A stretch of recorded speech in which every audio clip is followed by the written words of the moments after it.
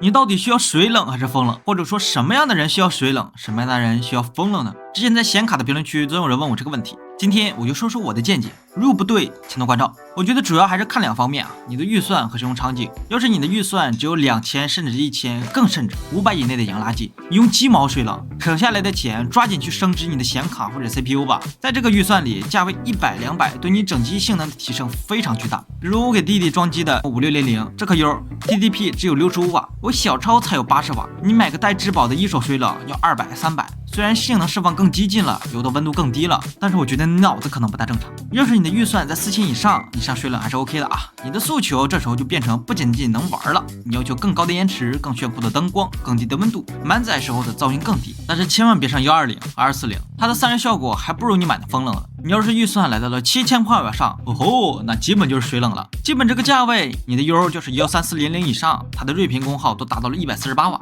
如果你为了我上述刚才说的那些优点，你十有八九都会选择水冷。我自己的每一台机器都用的水冷，所以最开始折腾洋垃圾X99到现在 12700K， 我的体验都是水冷就比风冷舒服得多。低功耗油，便宜的油，你怎么买风冷都对，因为你预算低压得住。如果你的预算高，又是 i5 带 K 以上的 TDP 高，或者你要超频，建议上水冷。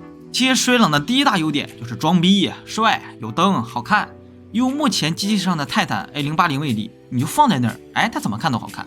那我们来聊聊有争议的安装、空间、散热、安全性，从这几个方面来说说风冷和水冷的优缺点。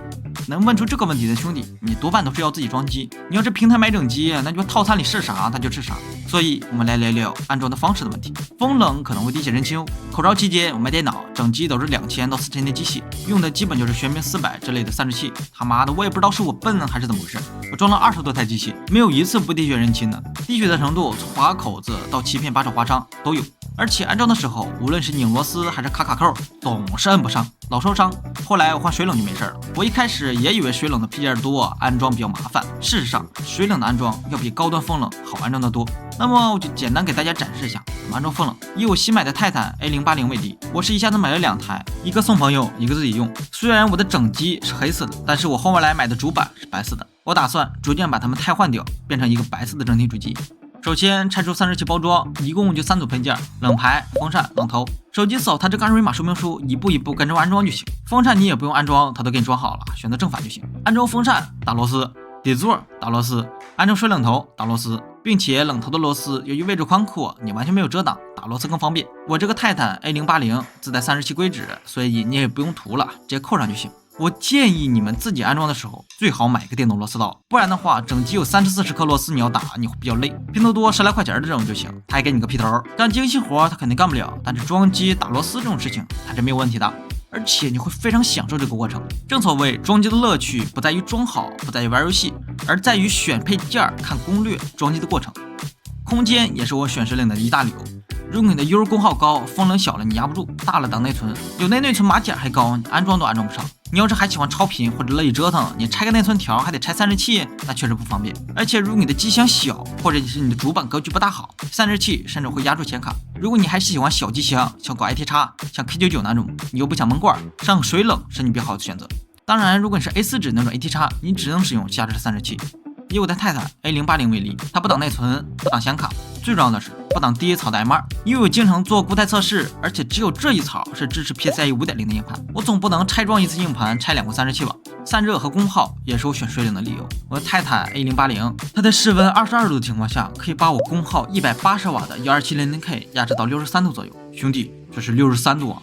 我上一个某民的3600水冷，同样的全核 5.1， 它可是要87度，硅脂还是刚换上的利民 TF7， 报价24度，真他妈恐怖。这主要是因为它的散热器效能真的很强，风扇的转速比平常的要高很多，每分钟2500转，水泵的转速也高一些，在每分钟2700转。全速状态下，散热器正上方的噪音在66分贝左右，机箱旁人为噪音在53分贝左右。而且你要是开启静音模式，转速只有75%，它也能把油压在65度左右。待机状态下，它的散热只在31到34分贝，要超过34。人为的噪音更低，在30左右徘徊。我玩游戏的时候，噪音甚至没有我的空调大。我在玩 Apex、CSGO 的时候，开盖噪音在40到50之间，如果你和我一样放在这里，噪音会更低。室温22度的情况下，默认待机它可以压制到24度。风冷默屏噪音肯定要比水冷低，毕竟水冷是3个风扇加1个水泵，风冷最多3个风扇。当然效能的话，水冷的极限肯定要比风冷高得多。基本上500往上的水冷，风冷就望尘莫及了。我手里这个泰坦 A080，打个市场上600-700的水冷还是没什么问题的。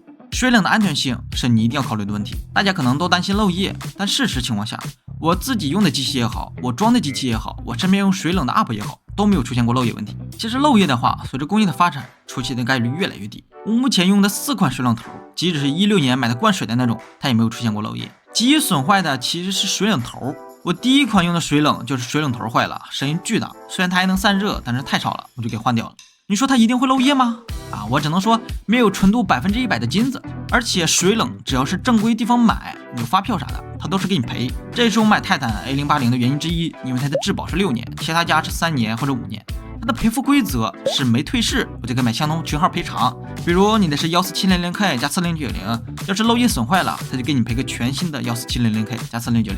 要是退市了，它第1年全赔，第2年赔你90%，依次递减到50%。风冷那就不存在漏液一说了，但是如果你想要更高的颜值、更全的灯光、更低的温度，满载状态下噪音更低，那么水冷是你更好的选择。那么回到视频开头，你现在知道你需要水冷还是风冷了吗？